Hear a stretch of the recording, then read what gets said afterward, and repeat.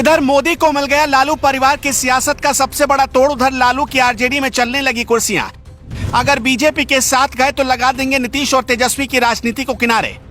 अनंत सिंह भी देंगे आनंद मोहन का साथ। लालू के बेटों की सीट राघोपुर से लेकर महुआ तक होगी घेराबंदी। आनंद मोहन को आ गया दिल्ली से बुलावा। अचानक बदल गए तेवर। मोदी और बीजेपी का वरदान मिलना हुआ तय। बिहार में गिर जाएगी नीतीश सरकार। लालू की पार्टी में चलने लगी कुर्सियां। इसी बीच मोदी को मिल गया वो चेहरा जो बिहार से लालू परिवार की राजनीति को जीरो करके ही दम लेगा।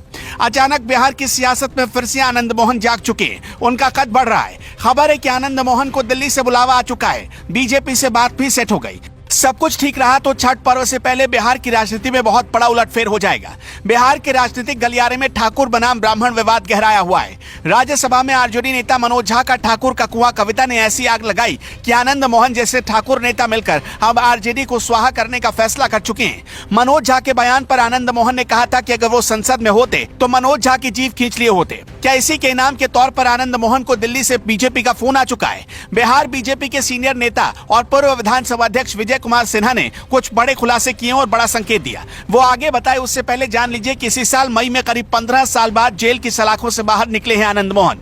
67 साल के आनंद मोहन खुद शिवहर इलाके से सांसद रह चुके हैं। उन्हें कोसी का बाहुबली और राजपूत समाजवादी नेता कहा जाता है। आनंद मोहन की पत्नी लवली आनंद भी सांसद रह चुकी हैं। इस समय उनके बेटे चेतन आनंद आरजेडी कोटे से शिवहर सीट से विधायक हैं। करीब 2 दशक बाद फिर से आनंद मोहन बिहार की राजनीति में फुल एक्टिव हो चुके हैं। आनंद मोहन पहली बार 1990 में महिषी सीट से जनता दल से चुनाव जीते और विधायक बने। इससे पहले उन्होंने समाजवादी क्रांतिकारी सेना नाम से एक संगठन बनाया। यह संगठन आनंद मोहन की प्राइवेट आर्मी की तरह काम करता था।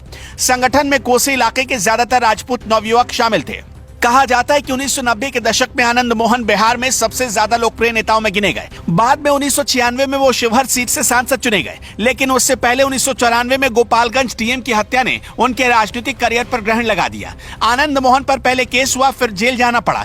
अब 3 दशक के बाद एक बार फिर आनंद मोहन उसी राजनीतिक रसूख के साथ बिहार में सियासी लॉन्चिंग की तैयारी कर रहे हैं। हालांकि बिहार की राजनीतिक दिशा बदल चुकी है। 90 के दशक में मंडल कमंडल वाली राजनीति होती थी। तब बिहार की राजनीति में लालू प्रसाद का बोलबाला था और लालू प्रसाद ने मंडल कमीशन का समर्थन किया था, जबकि आनंद मोहन खुलकर इसका विरोध कर रहे थे। लेकिन अब सीन बदल चुका है। आनंद मोहन के बेटे उसी लालू यादव की पार्टी से विधायक है। जब जनता दल ने सरकारी नौकरियों में मंडल कमीशन की 27% आरक्षण वाली बात का समर्थन किया तो आनंद मोहन ने अपनी राह अलग कर ली और सवर्णों के हक की आवाज उठानी शुरू कर दी।